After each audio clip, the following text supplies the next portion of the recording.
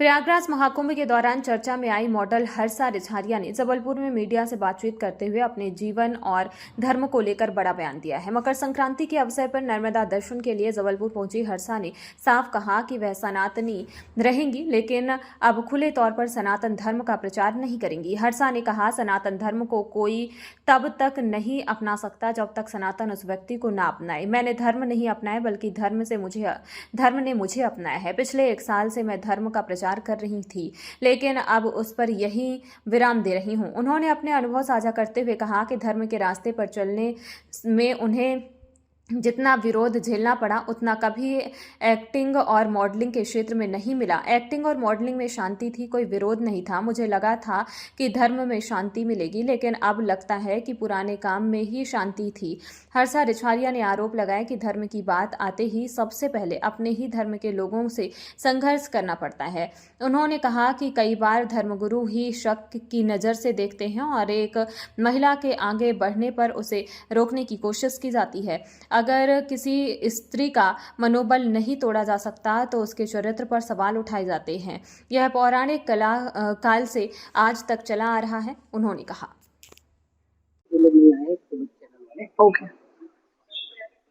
अच्छा जी, आप चर्चा में थी पिछले साल क्योंकि सनातन की राह आपने अपनाई थी। अब अचानक आपने जो है की लाइन छोड़ने का फैसला लिया, क्या पूछी इसके पीछे वजह है? कोई ऐसा देखिए, सनातन धर्म कोई तब तक नहीं अपना सकता जब तक सनातन धर्म उस व्यक्ति को ना अपनाए।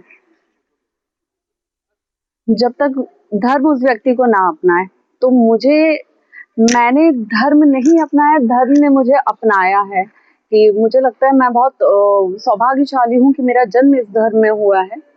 लेकिन अब रही बात इसको छोड़ने की या इस रास्ते से हटने की, मैं अपने धर्म को नहीं छोड़ सकती क्योंकि मैं बहुत गौरवान्वित हूँ कि मेरा इस धर्म में जन्म हुआ है। लेकिन रही बात खुल के उसका प्रचार करने की, जो मैं कर रही थी पिछले 1-1.5 साल से, वो अब मैं उसको यही विराम दूंगी क्योंकि जिन धर्म गुरुओं का हम एक झलक पाना चाहते हैं, जिनके एक झलक पाने को हम अपना सौभाग्य समझते हैं, अपनी किस्मत समझते हैं, उनका आशीर्वाद लेने को अपनी किस्मत समझते हैं, वही अगर कुछ धर्म गुरु एक लड़की के विरोध में खड़े हो जाएं और वो भी लगातार 1 साल तक विरोध करते रहें, तो मैं अकेली कितनी कब तक लड़ूंगी। और सबसे बड़ी बात पता है क्या है कि हमारे धर्म की ये खासियत है कि जब हम धर्म के विषय में बात करना शुरू करते हैं ना, तो गैर धर्मों से पहले हमें खुद के धर्मों के लोग से ही लड़ना पड़ता है। उन्हीं के सवालों का जवाब देना पड़ता है, उन्हीं के पूरे शक को क्लियर करना पड़ता है कि नहीं भाई ऐसा नहीं ऐसा है। तो इसमें हम दूसरों से क्या बोलें, दूसरों का क्या करें कि पहले हमारे खुद के धर्म में वो एकता हो जाए। यहाँ पे स्वाभिमान, यहाँ पे ईगो इतना क्लैश होता है कि कोई लड़की कैसे आगे बढ़ रही है उसको कैसे रोकना है, उसको कैसे नीचे गिराना है। और सबसे बड़ी बात ये हमारे पौराणिक काल से अभी तक चला आ रहा है कि अगर आप किसी लड़की का मनोबल, किसी स्त्री का मनोबल नहीं तोड़ पा रहे हैं तो उसके चरित्र को आप निचोड़ना शुरू कर दीजिए, फिर तो वो लड़की टूटेगी ही टूटेगी। तो ये तब भी हो रहा था, ये आज भी हो रहा है और ये पता नहीं कब तक होगा कि कितना आसान हो जाता है कि एक लड़की को तोड़ना और हर तरह से तोड़ना। और आज मुझे लगता है कि अगर मेरे विरोध में 10 लोग भी खड़े हुए हैं तो वो 10 लोग कम से कम इतना मानते हैं कि मैं उन 10 के बराबर अकेली खड़ी हूँ।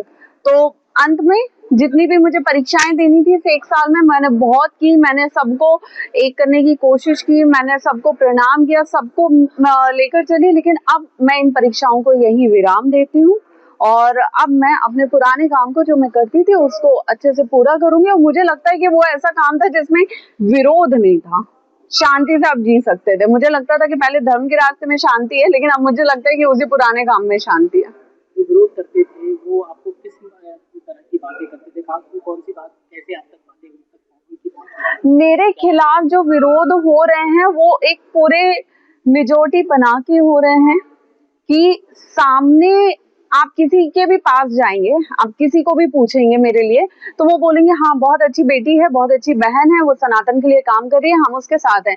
लेकिन आप इस चीज को नोटिस क्यों नहीं करते कि बैक कैमरा या विदाउट मीडिया कितने लोग मेरा सहयोग कर रहे हैं, कितने लोग मेरा साथ दे रहे हैं, कितने लोग मेरे साथ खड़े हैं। मुझे ये बता दीजिए। मेरे पीठ पीछे ये बातें होती हैं कि भाई उसका साथ किसी को नहीं देना है। मेरे पीठ पीछे कुछ संत मिलके ये विषय पूरा साझा करते हैं कि उनके साथ किसी को मिलना नहीं है, उनसे उनका कोई सहयोग नहीं करेगा। तो मैंने किया क्या है? सिर्फ इतनी गलती है कि मैं एक लड़की हूँ और मुझे महादेव ने नाम दे दिया है, बस इतनी गलती है। और वो नाम कुछ लोगों से पच नहीं रहा है।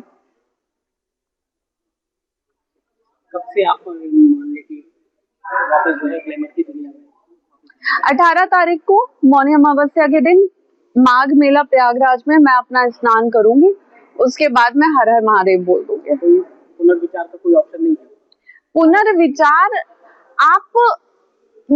आज आप मुझसे सवाल कर रहे हैं, मेरी आत्मा जितनी दुखी है, जैसे 1 साल में मैं जितना रोई हूँ, जितना परेशान हुई हूँ, जितना मेंटल स्ट्रेस से गुजरी हूँ, आप कुछ संतों से जाके क्यों नहीं पूछते कि वो मेरे साथ में क्यों नहीं खड़े हैं, वो मेरा सहयोग क्यों नहीं कर रहे हैं, वो मुझे क्यों नहीं अपना मान के रख रहे हैं, वो मुझे क्यों कॉर्नर किए हुए हैं?